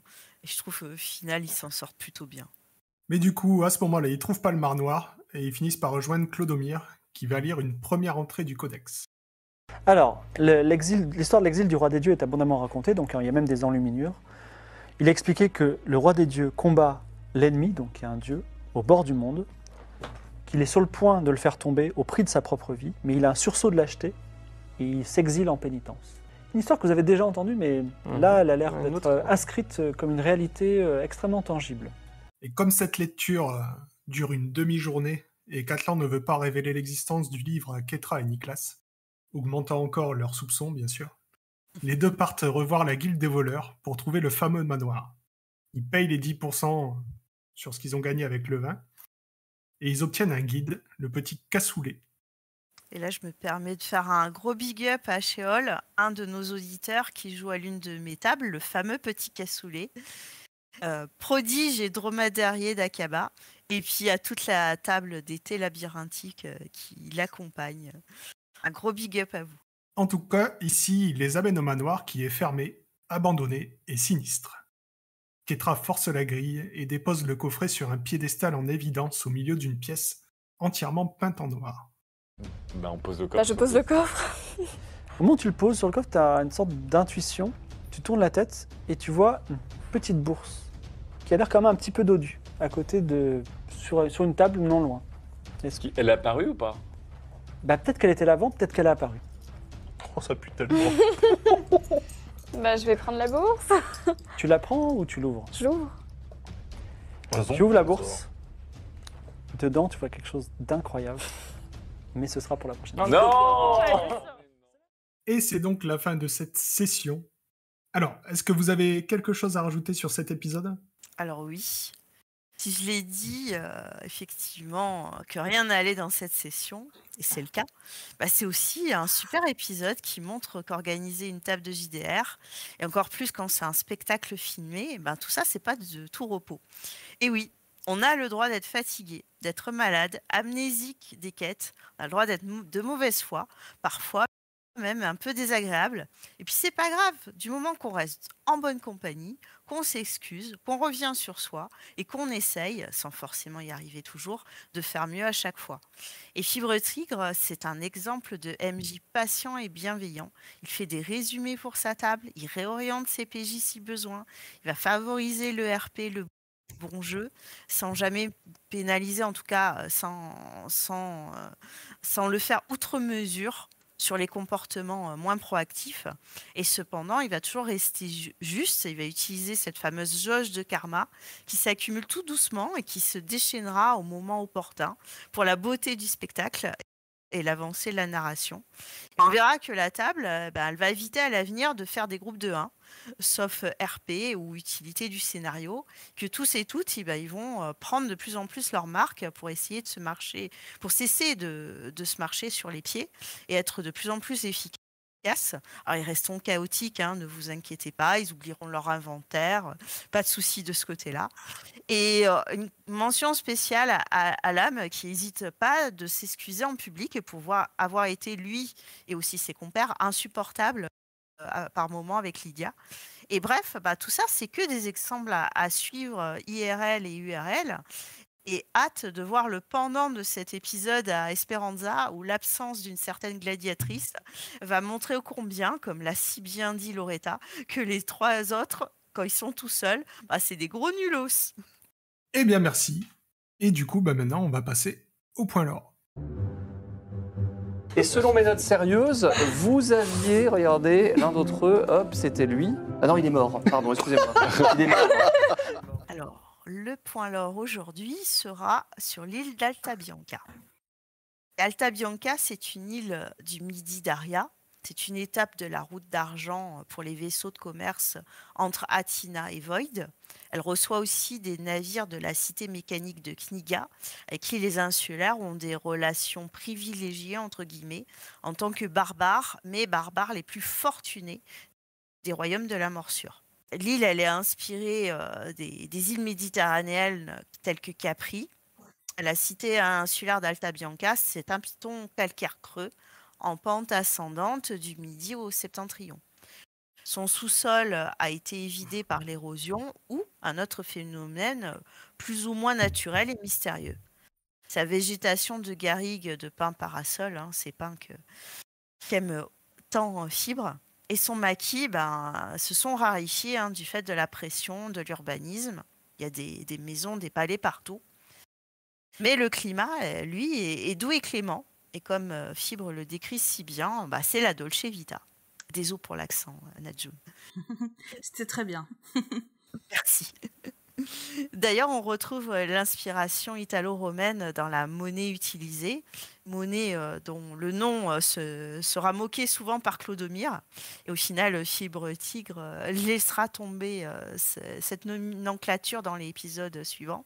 Il reprendra les termes classiques donc, de pièces d'or, Felicita des Corona pour la couronne, pièce d'argent Felicita des Globos pour l'orbe, et une pièce de cuivre, donc Felicita des Niente. Pour l'instant, à ce stade de l'aventure, on a du 1 pour 1. Simple. Les différents quartiers donc, sont appelés isolotos, sont reliés entre eux par des arches ou arcas. C'est des arches de pierre naturelle qui s'élancent au-dessus du vide, laissant deviner un sous-sol mystérieux que nos aventuriers iront visiter dans la prochaine session. Mais apparemment, ils seraient aussi passés à côté d'une aventure incroyable. Et nous ne le saurons peut-être jamais, à moins que. Bref, les isolotos sont au nombre de 4. L'Accésso, donc le quartier du Fabre, avec donc les pêcheurs et quelques marchands de l'île, le quartier le plus modeste. Mais même là, on l'a vu, le niveau de vie des plus humbles, il est incomparable par rapport à la pauvreté qu'on a croisée à Aria. Ensuite vient le Squero, celui du quartier naval, donc de la maison de Shazam quand elle est là, et des poissonniers. Alta Bianca a la plus grande flotte navale des royaumes de la morsure, et donc elle a une place très très importante sur l'échiquier géopolitique, notamment avec la guerre entre Aria et Akaba, donc cette guerre qui se profile de plus en plus. L'Agora et le Parc des Anges, donc c'est l'endroit seul rescapé de la végétalisation, où se situe l'opéra de Manuel Valentino di Castario. Eh oui, le vieux monsieur a toujours eu une place très importante dans Game of Thrones. C'est aussi le quartier des ambassades. Enfin, le Libéraux, le quartier des manoirs où Atlan ira rencontrer son destin, et les créances, le destin d'Olympia Fonté. Le haut de l'île, lui, est séparé par un abîme profond qui est relié par de nombreuses arcades, ou 1000 arches. Bien sûr, il n'y en a pas 1000. Et ces arches, elles permettent de défendre assez facilement un magnifique palais princier somptueux, qui est aussi entouré de catapultes. Ça, on l'a vu dans l'épisode. Donc on apprend aussi que cette île ne produit rien, bon, à part bien sûr les produits de la pêche et les navires, tout de même. Et on peut logiquement supposer que les pins ont été utilisés et que maintenant le bois des navires est importé par la principauté de Gizan en Akaba. Cependant, sans rien produire, les habitants, ils ont quand même un niveau de vie, on l'a vu, assez élevé. C'est étrange. Et pourtant, il y a une raison à tout ça. Dans le JDR papier, on apprend que le fondateur de la dynastie du prince actuel, la dynastie Sénéta, se nommait Énéas. Il est appelé aussi roi de sang. Il est représenté dans les tarots d'Osmanie par le roi de trèfle. Exilé après un crime commis à Naporia, son frêle esquif fut rejeté sur l'île, encore à l'époque peu habitée. On dit, en tout cas la légende dit qu'il y découvrit un fabuleux trésor dans le labyrinthe de roches, dans le sous-sol de l'île, faisant de lui le monarque le plus fortuné de tous les royaumes de la morsure.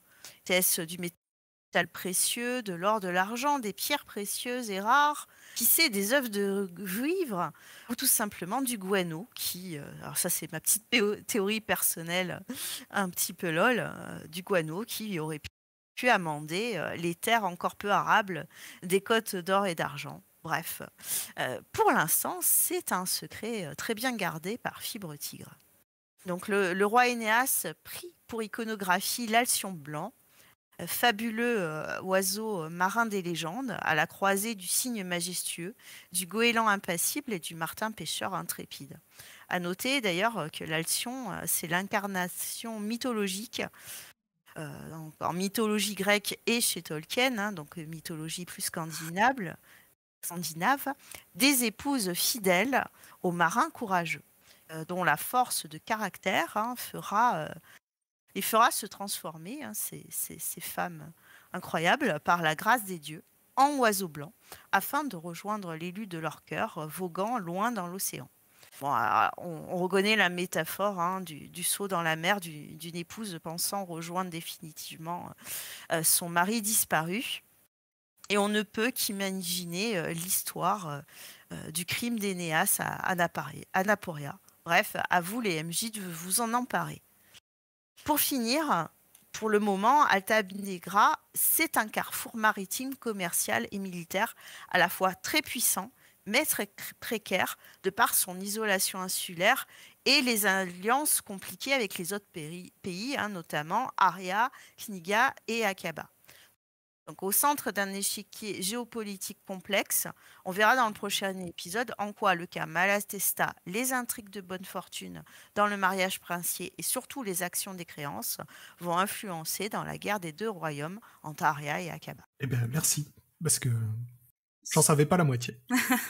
Super intéressant. Merci. Eh bien, du coup, on va passer au stade d'Anajun. Les stades d'Anajun. Je fais un apaiser les cœurs. Vas-y. Apaise les cœurs de Gérassi. 92.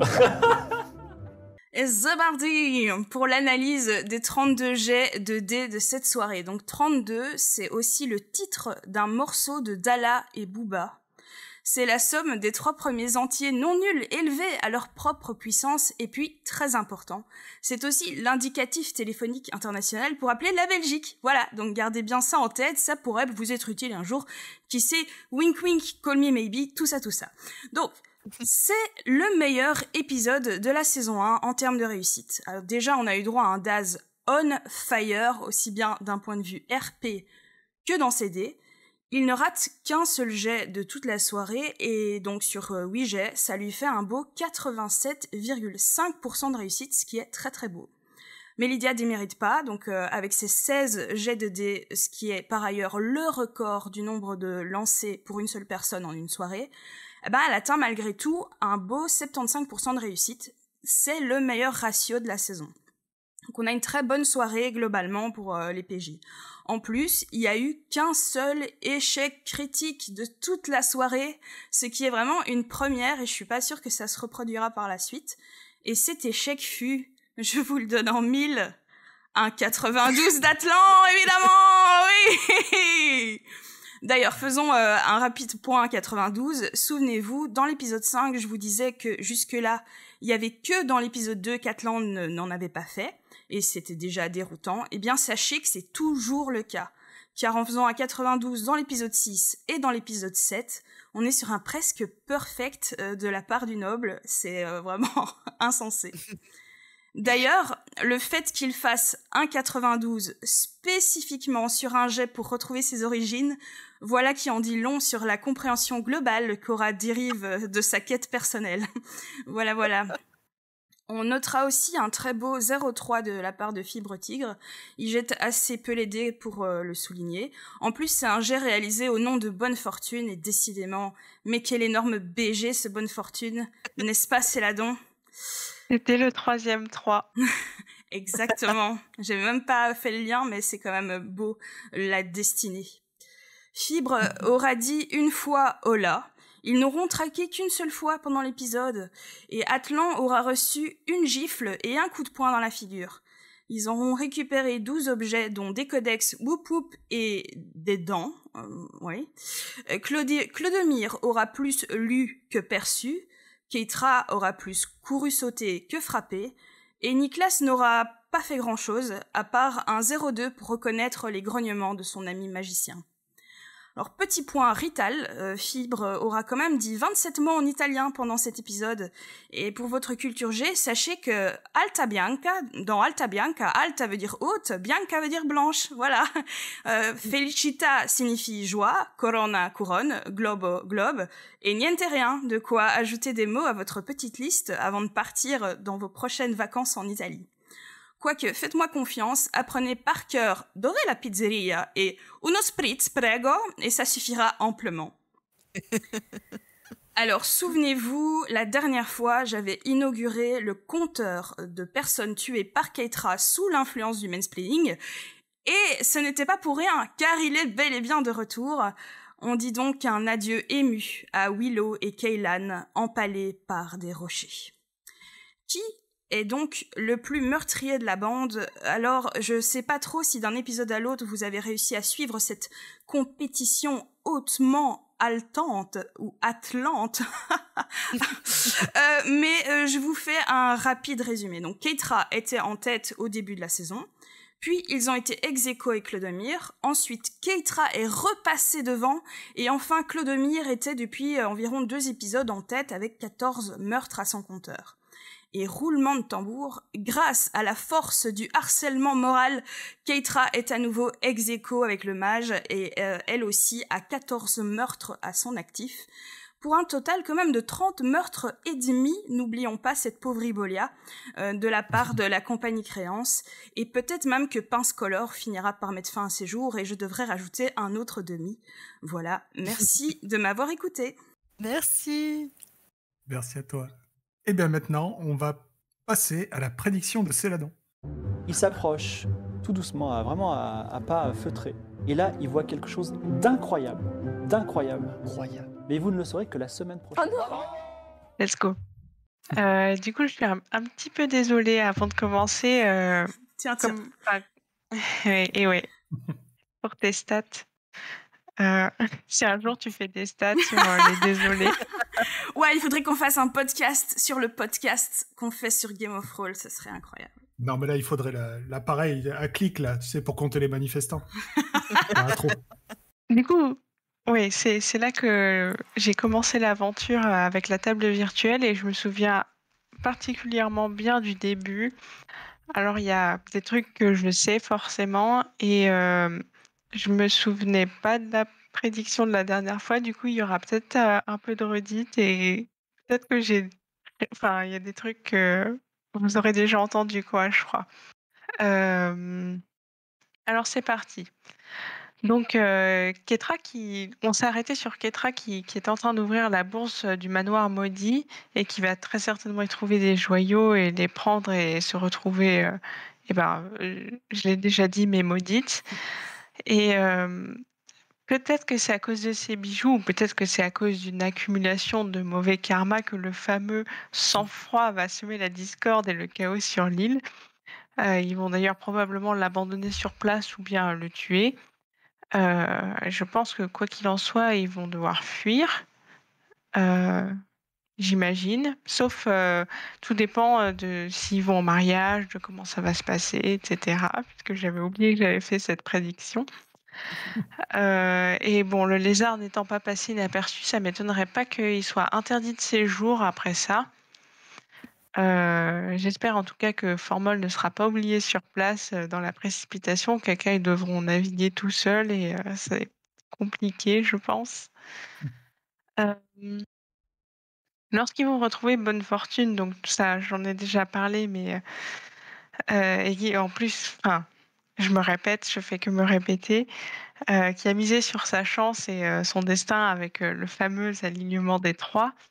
Il aura très certainement enlevé la mariée et ils vont, comme je l'ai déjà dit, sûrement l'abandonner sur place ou le faire payer très cher pour monter à bord ou ça m'étonnerait pas qu'il soit jeté tout simplement à la flotte après que la demoiselle ait été montée à bord. Quoi qu'il en soit, avec leur insistance, je pense qu'ils vont bien finir par refourguer ces maudits lapins à quelqu'un. Pas sûr cependant qu'ils y gagnent vraiment quelque chose et je comprends pas. Enfin, je ne sais pas s'ils vont s'acharner finalement, puisque maintenant ils sont riches, donc ils auront peut-être plus cette gourmandise par rapport à l'argent, je sais pas. Malin ça. Wait and see. Merci beaucoup. Merci à toi. Et donc, du coup, maintenant, on va passer à la question d'Ita. Il y a une lettre que je te confie qui est là. Holy shit. Sainte merde. Voilà. Alors, je te la lis. Alors, aujourd'hui, nous allons répondre à la question d'Alaya. Alors, même chose, je fais une petite aparté. Alaya qui a joué un génial Guigui, journaliste stagiaire sur l'une de mes tables d'archéologie, avec d'autres incroyables discordos. Donc, j'ai nommé Seren, Eya, Arc et Divine. Et donc, Alaya nous pose cette question. Par quel épisode conseillerez-vous à un néophyte total des JDR de commencer Game of Roll? Le pilote saison 1, épisode 1, le premier avec MV saison 5, épisode 1, un one-shot, un Mademoiselle, les 2 tours, voire les hors-série Studio 404. Permettre de répondre en premier. Donc personnellement, je conseille l'OS d'Halloween, donc un épisode qui va se dérouler 9 mois avant le début de la première campagne. Donc saison 1, 2, 3. Je trouve que la table est de son côté au sommet de sa forme. On est en plein saison 2. Et ils vont incarner des PNJ, donc César Costa, Scalroon, Olympia Fronté et Ninja Master. Et ces PNJ, ils vont en faire 4 PJ hyper cool. Et c'est aussi une excellente idée de Fibre Tigre, d'adaptation d'un scénario Cthulhu Pulp dans l'univers d'Aria. Alors c'est vrai que je suis vraiment d'accord avec toi. Je pense que c'est une très bonne recommandation, l'OS Halloween. Il est pas mal, en plus j'en ai déjà parlé, mais la mécanique d'enquête, ça fonctionne très bien en JDR. Il y a évidemment ce super choix de PJ, PNJ, mais là où je te rejoins pas, c'est que je trouve que l'épisode manque globalement d'humour, de ce petit grain de folie qui fait le sel de Game of Roll. Alors tu vas me dire, dans une ambi Cthulhu, c'est normal, c'est pas facile de faire des feintes dans tous les sens, mais c'est un peu moins engageant, il y a moins ce côté chaos qui plaît. Voilà, donc une reco, enfin... Je suis d'accord, mais en demi-teinte. Mais j'ai pas meilleur comme idée, donc je vais m'arrêter là. C'est fou, j'ai aucun souvenir de cet OS. Il y a quand même les drifts de Ninja Master Baz. Ah, ouais, oui. Ça c'est vrai que c'est drôle, mais ouais, c'est pas non plus... voilà, il se souvient même pas, RKAP, t'imagines. Après, c'est peut-être parce que c'est celui que j'ai vu en premier en live. Donc ça peut jouer. Ah oui, ça marque, c'est sûr. Effectivement. Et toi, Céladon, qu'est-ce que tu nous proposes? J'ai pas vu les autres productions, alors je dirais que le mieux c'est peut-être de commencer par l'épisode 1, saison 1 de la campagne d'Aria. Tout simplement. Et toi, Erkep, as-tu un avis? Oui, j'ai un avis. Moi, je trouve que c'est pareil, l'épisode 1 de la saison 1. Parce que déjà pour moi, même maintenant, la saison 1, les saisons 1 à 3, ça reste les meilleurs. Mais ça, c'est une question de point de vue. Hein. Après, peut-être que pour les gens qui connaissent MV, donc c'est peut-être bien de commencer par les nouvelles saisons à partir de la 5. Étant un gros streamer, ils ont peut-être déjà un attachement au personnage et du coup, ça facilite leur immersion. Mais après, revenez saison 1, épisode 1. Mhm. Voilà. Je dis ça comme s'il y a des gens qui regardaient pas, mais avec Frames, j'ai appris qu'il y a des gens qui arrivent à écouter notre podcast sans même savoir ce que c'est Game of Thrones. Donc, c'est génial. En tout cas, n'hésitez pas à nous poser vos questions sur les réseaux Discord, le Twitter de Hola Mon Brave, l'Instagram d'Hola Mon Brave. On a hâte de répondre. Non, le Twitter de la table virtuelle. On n'a pas d'Instagram encore. Quoi? On n'a pas d'Instagram? Oh non, il y en a déjà trop. Mais du coup, on arrive doucement à la fin de cet épisode de Hola Mon Brave. Donc, comme d'habitude, merci de nous avoir suivis. Et est-ce que vous avez quelque chose à rajouter avant de nous quitter? J'ai l'impression que j'ai beaucoup parlé aujourd'hui.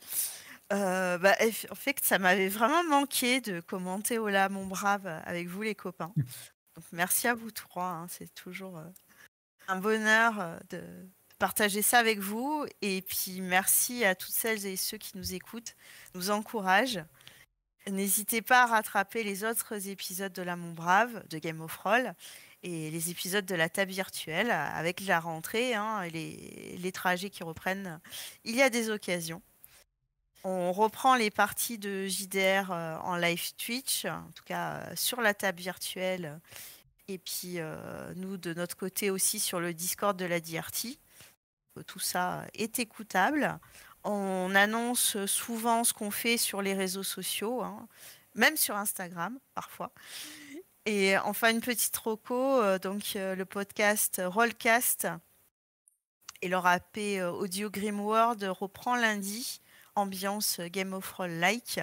Et ils ont même fait un petit résumé pour attaquer la mi-saison sans devoir de suite rattraper les autres épisodes. C'est très cool. Foncez vraiment, si vous connaissez pas Rollcast, c'est trop bien. Moi, je dis toujours la sainte trinité des actual plays, c'est Game of Roll, Le Mythe de la Taverne et Rollcast. Et aussi, vraiment, ça fait beaucoup de bien d'être de retour et je suis très contente que Hola Mon Brave continue. Et survécu à l'été. Yep. Merci à vous. Enfin, moi, je suis contente d'être là aussi. et puis, merci à tout le monde, à vous tous. Et des bisous. Non. Et du coup, cette fois, c'est bien fini. On se retrouve bientôt pour le prochain numéro. On va continuer à explorer Erta Bianca pour un épisode... Vraiment, vous n'êtes pas prêts. D'ici là, prenez soin de vous et à bientôt. Ciao. Ciao. Ciao. Bisous.